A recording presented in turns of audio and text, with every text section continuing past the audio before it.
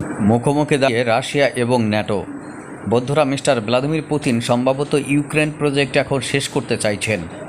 Ukraine project শেষ বা দীর্ঘায়িত যাই হোক না কেন, ন্যাটোর সাথে ভ্লাদিমির পুতিন বা রাশিয়ার একটি সম্ভাব্য কলুশন আসছে এমন ধরে নিয়ে তিনি তার সামরিক প্রস্তুতি শুরু করেছেন। সামরিক পোশাক গায়ে তিনি এ প্রান্ত থেকে ও প্রান্ত ছুটে বেড়াচ্ছেন এবং আন্তর্জাতিক জলসীমায় ব্যারেন্ট সাগরে যে বিশাল যুদ্ধের মহড়া পরিচালনা করা হচ্ছে, সেখানে যুদ্ধ জাহাজ থেকে সাবমেরিন, বন্ধুরা, পানির উপরে, পানির তলদেশে এবং সংশ্লিষ্ট এলাকায় আকাশসীমায় নজরদারি বা টহল দিচ্ছে বিভিন্ন ধরনের যুদ্ধ বিমান। সমুদ্রের নিচে সাবমেরিন, সমুদ্রের উপরে যুদ্ধজাহাজ এবং উপরে বিভিন্ন ধরনের টহল বিমান, আক্রমণাত্মক বিমান এবং বোমারু বোম্বার।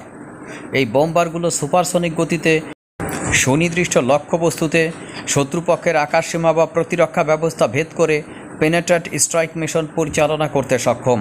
আর এই পেনেট্রেট স্ট্রাইক মিশন পরিচালনার জন্য রাশিয়ার যে সকল বোম্বার রয়েছে, যে সকল যুদ্ধবিমান রয়েছে, সমন্বিতভাবে বেলারুশের সাথে যৌথভাবে আন্তর্জাতিক আকাশসীমা থেকে শুরু করে আন্তর্জাতিক জলসীমা দাপিয়ে বেড়াচ্ছে।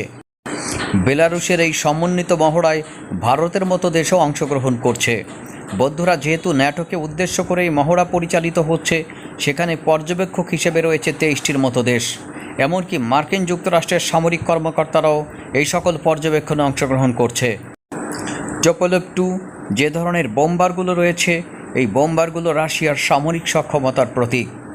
এই সামরিক সক্ষম রাশিয়ার বোম্বারগুলো ইউক্রেনের মেরুদণ্ড ভেঙে দেওয়ার জন্য যুদ্ধের শুরু থেকেই কাজ করছে। বন্ধুরা, এরা হাইপারসনিক ক্ষেপণাস্ত্র থেকে শুরু করে এমনকি এয়ার লঞ্চড যে সকল ইস্কান্দার মিসাইলগুলো রয়েছে, সেগুলো ছুটতে পারে।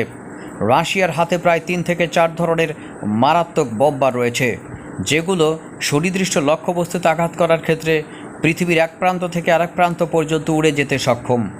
মার্কিন যুক্তরাষ্ট্রের পরে সবচেয়ে সমৃদ্ধ বোম্বারের সমারোহ রয়েছে মিস্টার ভ্লাদিমির পুতিনের বিমান বহরে। এই সকল দুর্ধর্ষ বোম্বারগুলো সুনির্দিষ্ট অবস্থান লক্ষ্য করে স্ট্রাইক মিশন পরিচালনা করে থাকে এবং অগ্রবর্তী যে সকল সামরিক মহামূল্যবান বা বেসামরিক মূল্যবান ঘাঁটিগুলো রয়েছে, সেগুলোকে ডিস্ট্রয় করার জন্য air launched cruise missile, air launched hypersonic missile এবং এয়ার লঞ্চড ব্যালিস্টিক মিসাইলগুলো ছুড়ে থাকে। বিশাল ভার বহনে সক্ষম এই সকল দূরপাল্লার স্ট্র্যাটেজিক বোম্বারগুলোর আরেকটি গুরুত্বপূর্ণ কাজ হচ্ছে শত্রুর সুনির্দিষ্ট লক্ষ্যবস্তুতে পারমাণবিক ওয়ারহেড ভিত্তিক হামলা পরিচালনা করা। যদিও এখনও পর্যন্ত এই ধরনের হামলা চালানো সক্ষম হয়নি বা ইচ্ছা নাই, সুতরাং তারপরেও স্ট্র্যাটেজিক পরিবেশে অবস্থিত বা যে কোনো কৌশলগত ব্যবস্থাপনায় যদি যুদ্ধ বেঁধে যায়, সেই সময়ে আসলে কি করবে। বন্ধুরা, তাই আস্তে আস্তে সোভিয়েতের আর সেই ঠান্ডা যুদ্ধ কি ফিরে আসছে?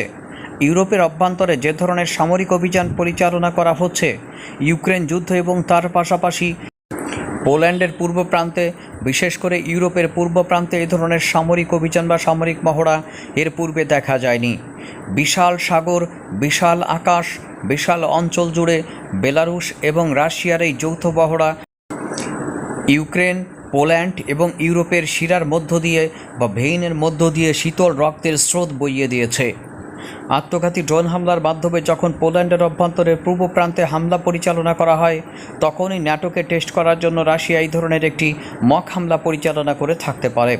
যদিও তাদের তরফ থেকে বলা হয়েছে কয়েকটি ড্রোন পথ হারিয়ে পোল্যান্ডের অভ্যন্তরে ঢুকে গেছে। বন্ধুরা, পোল্যান্ডও জবাব দিয়েছে তাৎক্ষণিক। তারা ন্যাটোর যে বিমান শক্তি রয়েছে, সেই মহড়াভিত্তিক বিমান শক্তি ব্যবহার করে রাশিয়ার আত্মঘাতী ড্রোনগুলোকে তাদের আকাশে ডিস্ট্রয় করে দিয়েছে। এর মধ্যে কয়েকটি অবশ্য সুনির্দিষ্ট লক্ষ্যবস্তুতে আঘাত করেছে।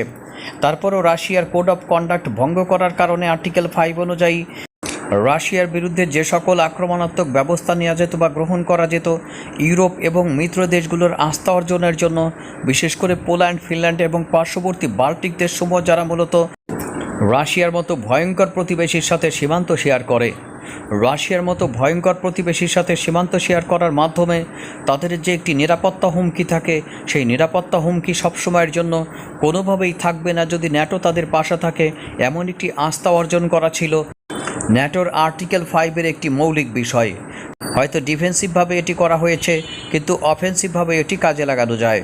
অর্থাৎ রাশিয়ার মতো শত্রুর বিরুদ্ধে ন্যাটোর আর্টিকেল 5 ভবিষ্যতে কি তেমন কোনো গুরুত্বপূর্ণ ভূমিকা রাখতে পারবে এই সকল দেশগুলোকে রক্ষা করার জন্য?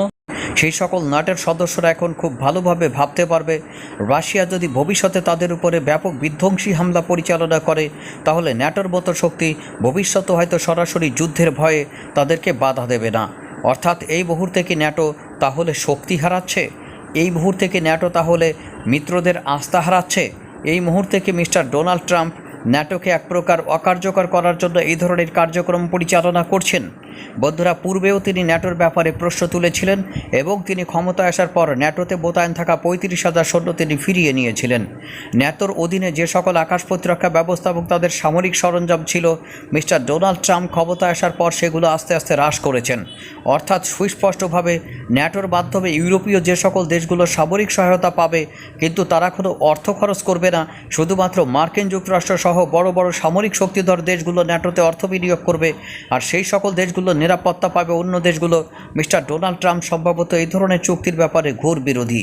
তার বক্তব্য হচ্ছে, হ্যাঁ, আপনি নিরাপত্তা পেতে পারেন, তাহলে আপনাকে সেক্ষেত্রে খরচ করতে হবে এবং সামরিক খাতে বাজেট বাড়াতে হবে। এবং তিনি উপদেশ বা নির্দেশ দিয়েছিলেন অথবা পরামর্শ দিয়েছিলেন সকল ইউরোপীয় দেশের উচিত তার জিডিপির 5% খরচ করা সামরিক খাতে, তারপরেই সে ইউরোপ বা ন্যাটোর নিরাপত্তা বলয় পেতে পারে। যাই হোক, রাশিয়ার সাথে ন্যাটো যদি এই মুহূর্তে মুখোমুখি সংঘর্ষে যায়, সেই ক্ষেত্রে মার্কিন যুক্তরাষ্ট্রের অবস্থান আসলে কী হবে? মোদ্দা কথা হলো, মিস্টার ডোনাল্ড ট্রাম্প আর্টিকেল 5-এ যাই থাকুক না কেন, রাশিয়ার মতো পারমাণবিক শক্তিধর দেশের বিরুদ্ধে সম্ভবত যুদ্ধে যেতে তিনি চাইবেন না।